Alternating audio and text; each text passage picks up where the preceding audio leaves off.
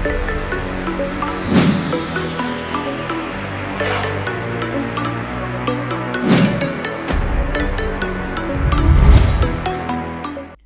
Hello welcome to best of the day. మరి ఈరోజు best of the డేలో కొత్త విశేషాలతో పాటు కొన్ని ఆసక్తికరమైన నిజాలు మరియు చరిత్రలో ఈరోజు జరిగిన ముఖ్య సంఘటనల గురించి తెలుసుకుందాం. Let's start the programme.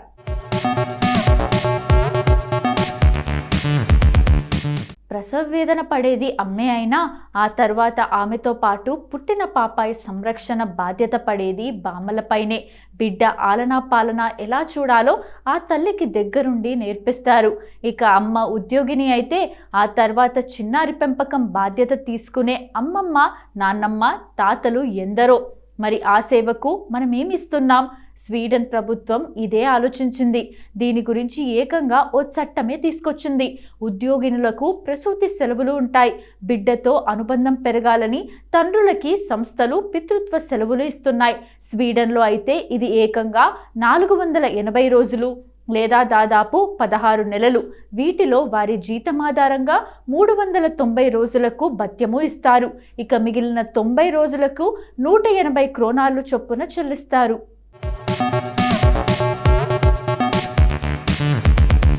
ఇంకా పిల్లలకు 8 ఏళ్ళు వచ్చే వరకు అమ్మా నాన్నలు పనివేళలు తగ్గించుకునే వీలు అదనం. ప్రభుత్వ ఉద్యోగాలకైతే ఈ అవకాశం పిల్లలకు 12 ఏళ్ళు వచ్చే వరకు ఉంటుంది.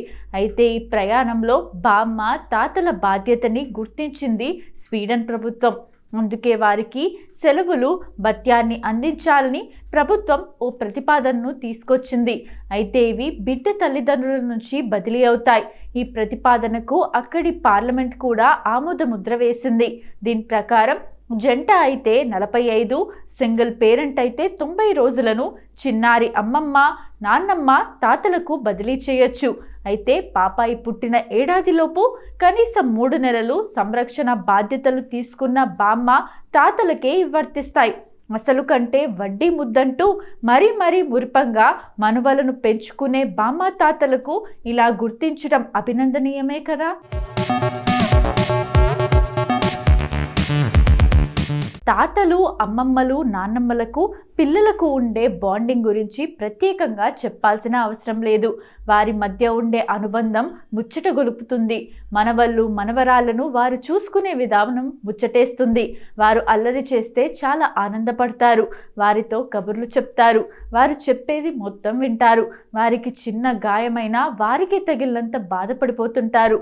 పిల్లలు ఉన్న ప్రతి ఇంట్లో గ్రాండ్ పేరెంట్స్ తప్పక ఉండాలని చాలామంది చెబుతుంటారు. తల్లిదండ్రుల నుండి చిన్న దెబ్బ కూడా పడనివ్వకుండా అడ్డుకుంటారు. ఎమోషనల్ బంధం. గ్రాండ్ పేరెంట్స్ అలాగే పిల్లల మధ్య ఎమోషనల్ బంధం ఉంటుందని చాలా అధ్యయనాలు వెల్లడించాయి. ఇది పిల్లలు అన్ని రకాలుగా ఎదగటానికి ఉపకరిస్తుందని తేల్చాయి. వారి మధ్య ఉండే బాండింగ్ వల్ల ఇద్దరికీ ఎంతో ప్రయోజనం ఉంటుందని పరిశోధకులు చెబుతున్నారు.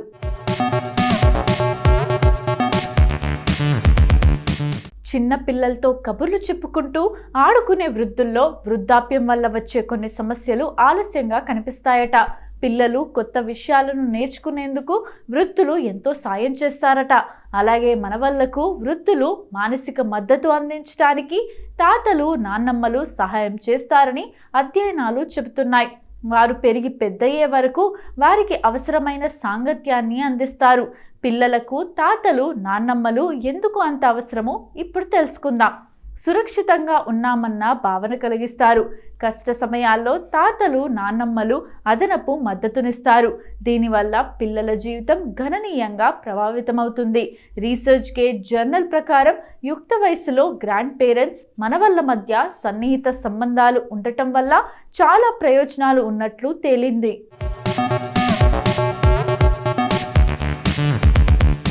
వీరిలో ప్రవర్తన, భావోద్వేగాలు, తోటి సంబంధాల సమస్యలు తక్కువగా ఉంటాయి. పిల్లలు తమ తాత ముత్తాతలతో సులభంగా మాట్లాడగలుగుతారు. వారి పోరాటాలు మరియు సమస్యలను చర్చించడం దీనికి కారణం కావచ్చు. మంచి సలహాలు ఇస్తారు. తాతలకు ఎంతో అనుభవం ఉంటుంది. వారు ఎన్నో అనుభవించి ఆ స్థాయికి చేరుకొని ఉంటారు. జీవితంలో ఎత్తుపల్లాలు తెలిసిన వ్యక్తులు. కష్ట నష్టాలు అనుభవించి ఉంటారు. వాటి నుండి వారికి ఎంతో అనుభవం వస్తుంది. జీవితంలో ఎలా పోరాడాలో తెలుసుంటుంది. వారి అనుభవాన్ని మనవళ్లకు అందిస్తారు. ఏదైనా సమస్య ఎదురైతే ఎలా ఎదుర్కోవాలో చెబుతారు. కష్టం వస్తే దానిని దాటడం ఎలాగో వివరిస్తారు.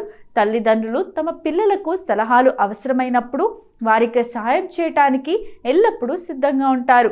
కానీ వారు ఉండే బిజీ వల్ల పిల్లలను పట్టించుకోకపోవటం చూసే ఉంటాం.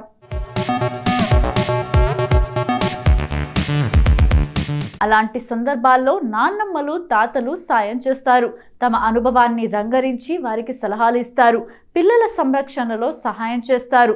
పిల్లల సంరక్షణ గురించి తల్లిదండ్రులకు పెద్దగా తెలిసుండదు. అలాంటి సమయాల్లో నాన్నమ్మలు సాయం చేస్తారు. జలుబు దగ్గు వస్తే ఆసుపత్రికి పరిగెత్తకుండా ఇంట్లోనే కషాయం ఎలా తయారు చేయాలో చెబుతారు. అలసటగా ఉంటే ఎలా ఉత్సాహపరచాలో వారికి తెలుసుంటుంది. ఇలా చాలా సందర్భాల్లో గ్రాండ్ పేరెంట్స్ ఎంతో సాయం చేస్తారు. తాతలు నాన్నమ్మలతో పిల్లలు వినోదాన్ని పొందుతారు. ఆటలు నేర్చుకుంటారు, పాటలు పాడతారు, కథలు చదువుతారు, డ్రాయింగ్ వేస్తారు. ఇలా మనవళ్ళు ఏది చేసినా వారు చాలా మద్దతుగా ఉంటారు. ఎక్కడా నిరుత్సాహానికి గురి కాకుండా చూసుకుంటారు. జీవితాంతం అవసరమయ్యేలా చాలా విషయాలు వారు పిల్లలకి చెబుతుంటారు. ఇప్పటి వరకు గ్రాండ్ మదర్స్ డే గురించి మనకు తెలియని కొన్ని ఆసక్తికరమైన నిజాలు తెలుసుకున్నాం కదా. మరి జనవరి 21వ తేదీన ఒక్కసారి చరిత్రలోకి వెళ్ళి చూస్తే ఎంతో మంది ప్రముఖుల జన్మాలు జరిగాయి. మరి ఒక్కసారి చరిత్ర పుటలోకి వెళ్ళి నేడు జన్మించిన ప్రముఖులు ఎవరో తెలుసుకుందాం రండి.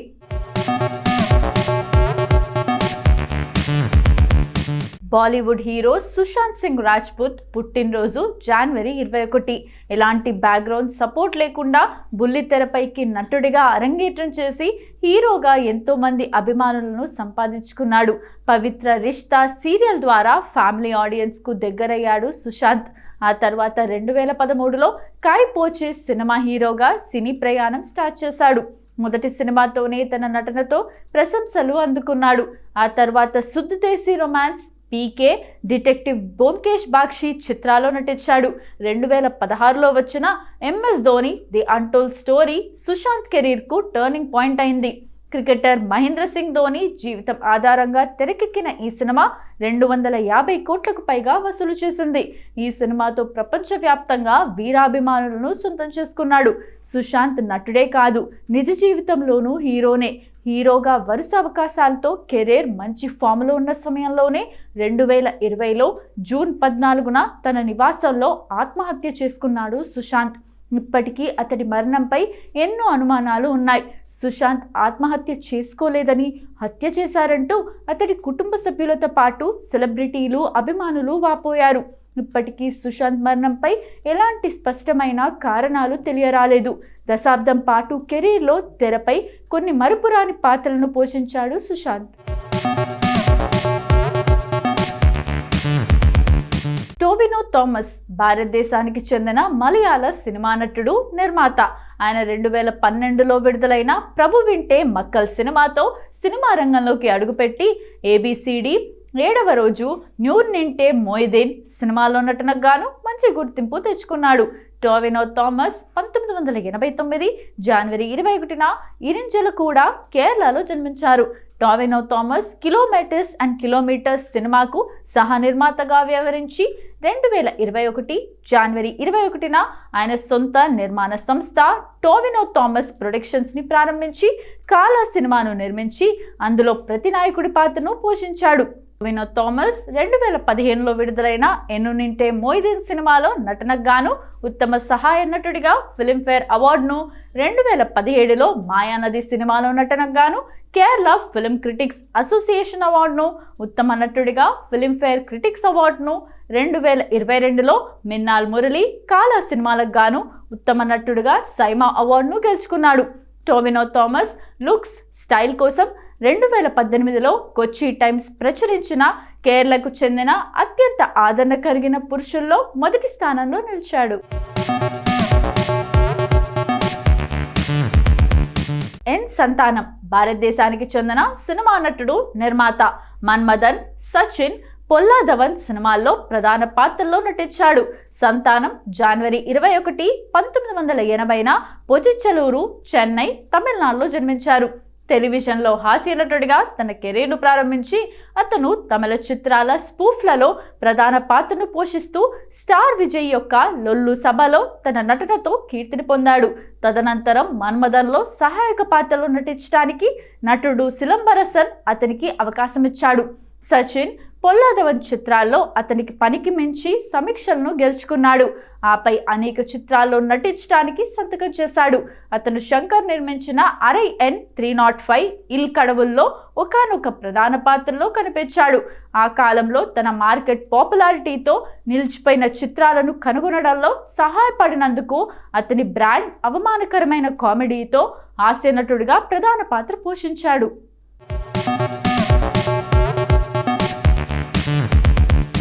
సుందర్ సి తమిళ చలనచిత్ర దర్శకుడు, నటుడు. వీరు తమిళనాడులోని ఈరోడ్ జిల్లాలో 1968 జనవరి 21న జన్మించారు. తమిళంలో 24 సినిమాలకు దర్శకత్వం వహించారు. తలైనగరం చిత్రంతో హీరోగా మారారు. తొలినాళ్లలో మణివన్నన్ గారి దగ్గర సహాయకులుగా ఉన్న వీరు మురై మామన్ అనే హాస్య రసానప్రద చిత్రంతో మొదటిసారి దర్శకుడిగా మారారు. వీరు తెరకెక్కించిన కొన్ని చిత్రాల్లో హీరోయిన్ పాత్ర పేరు ఇందు అని పిలువబడుతుంది. 1995వ సంవత్సరం మురై మామన్ అనే హాస్యరస ప్రధాన చిత్రంతో సుందర్ సి మొదటిసారి దర్శకుడిగా మారాడు. ఆ తర్వాత మురై మాపిల్లై అని నటుడు విజయ్ కుమార్ తనయుడు అరుణ్ విజయ్ మొదటి సినిమాకు దర్శకత్వం వహించాడు. రజనీకాంత్ గారితో అరుణాచలం, కమల్ హాసన్తో శివం మాత్రమే కాక మరికొందరి నటులతో కార్తిక్, ప్రసాద్, అర్జున్, శరత్ కుమార్, అజిత్ కుమార్ మొదలైన వారి చిత్రాలకు దర్శకత్వం వహించారు. ఈయన తెలుగులో నేరుగా దర్శకత్వం వహించిన చిత్రం సంథింగ్ సమ్.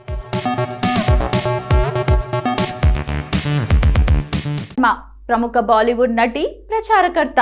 ప్రముఖ బాలీవుడ్ నటుడు అర్జున్ రాంపాల్ కు కజిన్ అయిన కిమ్ శర్మ ఆదిత్య చోప్రా సహకారంతో మొహబ్బతీన్ చిత్రం ద్వారా తెరంగేట్రం చేసింది. 2002లో కృష్ణవంశీ దర్శకత్వంలో వచ్చిన ఖడ్గం చిత్రంతో తెలుగు తెరకు పరిచయమైంది. కిమ్ శర్మ 1980 జనవరి 21న అహ్మద్ నగర్లో జన్మించింది. ముంబై ఒక పర్యటనలో భాగంగా క్లోజప్ టూత్ పేస్ట్ ప్రచార చిత్రం కోసం కిమ్ శర్మను ఎంపిక చేశారు. తర్వాత ఆమె Sunsilk, Pepsi, Tata Safari, Pond's, Fair and Lovely, Clean and Clear, Liril ప్రకటనల్లో నటించింది. ఆదిత్య చోప్రా సహకారంతో తొలిసారిగా మొహబ్బతీన్ చిత్రంలో నటించింది.